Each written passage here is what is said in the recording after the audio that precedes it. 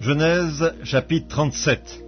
Jacob demeura dans le pays de Canaan, où avait séjourné son père. Voici la postérité de Jacob. Joseph, âgé de 17 ans, faisait paître le troupeau avec ses frères. Cet enfant était auprès des fils de Bilha et des fils de Zilpa, femme de son père, et Joseph rapportait à leur père leurs mauvais propos. Israël aimait Joseph plus que tous ses autres fils, parce qu'il l'avait eu dans sa vieillesse, et il lui fit une tunique de plusieurs couleurs. Ses frères virent que leur père l'aimait plus que tous, et le prirent en haine. Ils ne pouvaient lui parler avec amitié. Joseph eut un songe et il le raconta à ses frères qui le haïrent encore davantage. Il leur dit: écoutez donc ce songe que j'ai eu. Nous étions à lier des gerbes au milieu des champs, et voici ma gerbe se leva et se tint debout, et vos gerbes l'entourèrent et se prosternèrent devant elle. Ses frères lui dirent: est-ce que tu régneras sur nous? Est-ce que tu nous gouverneras? Et ils le haïrent encore davantage à cause de ses songes et à cause de ses paroles. Il eut encore un autre songe et il le raconta à ses frères. Il dit: j'ai eu encore un songe, et voici le soleil, la lune et 11 étoiles se prosternaient devant moi. Il le raconta à son père et à ses frères. Son père le réprimanda et lui dit: que signifie ce songe que tu as eu? Faut-il que nous venions, moi, ta mère et tes frères, nous prosterner en terre devant toi? Ses frères eurent de l'envie contre lui, mais son père garda le souvenir de ces choses. Les frères de Joseph étant allés à Sichem pour faire paître le troupeau de leur père, Israël dit à Joseph: tes frères ne font-ils pas paître le troupeau à Sichem? Viens, je veux t'envoyer vers eux. Et il répondit: me voici. Israël lui dit: va, je te prie, et vois si tes frères sont en bonne santé, et si le troupeau est en bon état, et tu m'en rapporteras des nouvelles. Il envoya ainsi de la vallée d'Hébron, et Joseph alla à Sichem. Un homme le rencontra, comme il errait dans les champs. Il le questionna en disant: que cherches-tu? Joseph répondit: je cherche mes frères, dis-moi, je te prie, où ils font paître leur troupeau. Et l'homme lui dit: ils sont partis d'ici, car je les ai entendus dire: allons à Dothan. Joseph alla après ses frères, et il les trouva à Dothan. Ils le virent de loin, et avant qu'il fût près d'eux, ils complotèrent de le faire mourir. Ils se dirent l'un à l'autre: voici le faiseur de songes qui arrive. Venez maintenant, tuons-le et jetons-le dans une des citernes. Nous dirons qu'une bête féroce l'a dévoré, et nous verrons ce que deviendront ses songes. Ruben entendit cela, et il le délivra de leurs mains. Il dit: ne lui ôtons pas la vie. Ruben leur dit: ne répandez point de sang, jetez-le dans cette citerne qui est au désert, et ne mettez pas la main sur lui. Il avait dessein de le délivrer de leurs mains pour le faire retourner vers son père. Lorsque Joseph fut arrivé auprès de ses frères, ils le dépouillèrent de sa tunique, de la tunique de plusieurs couleurs qu'il avait sur lui. Ils le prirent et ils le jetèrent dans la citerne. Cette citerne était vide, il n'y avait point d'eau. Ils s'assirent ensuite pour manger. Ayant levé les yeux, ils virent une caravane d'Ismaélites venant de Galaad. Leurs chameaux étaient chargés d'aromates, de baume et de myrrhe qu'ils transportaient en Égypte. Alors Juda dit à ses frères: que gagnerons-nous à tuer notre frère et à cacher son sang? Venez, vendons-le aux Ismaélites, et ne mettons pas la main sur lui, car il est notre frère, notre chair. Et ses frères l'écoutèrent. Au passage des marchands madianites, ils tirèrent et firent remonter Joseph hors de la citerne, et ils le vendirent pour 20 cycles d'argent aux Ismaélites, qui l'emmenèrent en Égypte. Ruben revint à la citerne, et voici, Joseph n'était plus dans la citerne. Il déchira ses vêtements, retourna vers ses frères et dit: l'enfant n'y est plus, et moi, où irai-je? Ils prirent alors la tunique de Joseph, et ayant eu un bouc, ils plongèrent la tunique dans le sang. Ils envoyèrent à leur père la tunique de plusieurs couleurs, en lui faisant dire: voici ce que nous avons trouvé, reconnais si c'est la tunique de ton fils ou non. Jacob l'a reconnue et dit: c'est la tunique de mon fils. Une bête féroce l'a dévoré. Joseph a été mis en pièces. Il déchira ses vêtements, il mit un sac sur ses reins, et il porta longtemps le deuil de son fils. Tous ses fils et toutes ses filles vinrent pour le consoler, mais il ne voulut point recevoir aucune consolation. Il disait: c'est en pleurant que je descendrai vers mon fils au séjour des morts. Et il pleurait son fils. Les Madianites le vendirent en Égypte à Potiphar, officier de Pharaon, chef des gardes.